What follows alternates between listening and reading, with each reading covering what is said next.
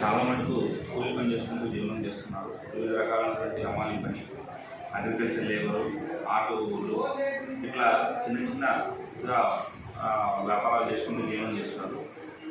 అయితే పొద్దున్న నుంచి సాయంత్రం వరకు పని చేసుకున్న సాయంత్రం అయిన తర్వాత ఈ వ్యసనాలకు అలవాటయ్యి సావే కానీ, మట్ట కానీ, బేకాట కానీ ఇట్లాంటి వ్యసనాలకు అలవాటయ్యి సంపాదించుకున్నంత డబ్బు కోరుకుంటున్నారు.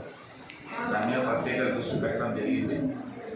సో ఎక్కడైనా కానీ మట్ట అనేది కంప్లీట్గా ప్రజల యొక్క సహకారంతో, మిగతా అందరి సహకారంతో ఈ మట్కా మీద కానీ, గ్యాంగ్లింగ్ మీద కానీ, సారాయి మీద కానీ ఏదైనా ఇన్ఫర్మేషన్ ఉంటే మాకు షేర్ చేస్తే తప్పకుండా దాన్ని యాక్షన్ తీసుకుంటాం.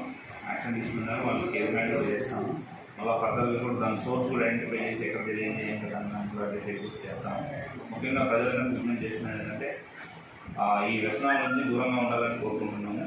ఆ వంతు నిఘా ఉంది, మేమైతే నిఘా చేస్తున్నాము, కంటిన్యూస్ నిఘా ఉంది, రోజు కేసులు కడుతున్నాము, రిమాండ్ చేస్తున్నాము. సో వీళ్ళకి అవగాహన కార్యక్రమాలు కూడా త్వరలోనే పెట్టడం జరుగుతుంది. ఒక సైకియాట్రిస్టు, మరి అదేవిధంగా మిగతా గ్రామ పెద్దలతో కానీ, పోలీసు వారు కానీ, మహిళా పోలీసు, సిబిటి, వివిధ రకాలైనటువంటి విభిన్నమైనటువంటి నేపథ్యంలో ఉన్న వారందరితో కూడా వాళ్ళకి కౌన్సిలింగ్ చేయించేసి వాళ్ళు పరివర్తన తీసుకురావడానికి మనం కృషి చేస్తాం. తప్పకుండా దీని మీద అయితే మేమైతే చాలా గట్టిగానే ఉంటాం. కాబట్టి దయచేసి ఎవరు కూడా లిక్కర్ అమ్మడం కానీ, సారాయి తాగడం కానీ, సారాయి అమ్మడం కానీ, తయారు చేయడం కానీ, మట్టాడడం కానీ, రాయించడం కానీ ఈ రకాలైనటువంటి ఎటువంటి యాక్టివిటీస్లో పోకూడదని సవినయంగా విన్నపం చేస్తాం. నేషనల్ వైడ్ కాల్ ఇచ్చారు. సో ఇందులో భాగంగానే భారతదేశం ఎవరు కూడా ఫోర్స్ఫుల్ క్లోజర్ అనేది ఎక్కడ కూడా అలౌ చేయము. పీస్ఫుల్ ర్యాలీ చేసుకుంటారు. హైవే దిగ్బంధనం కానీ, లేదంటే గవర్నమెంట్ ఆఫీసులు, గవర్నమెంట్ ఎస్టాబ్లిష్మెంట్స్ని కూడా క్లోజర్ చేయకూడదు.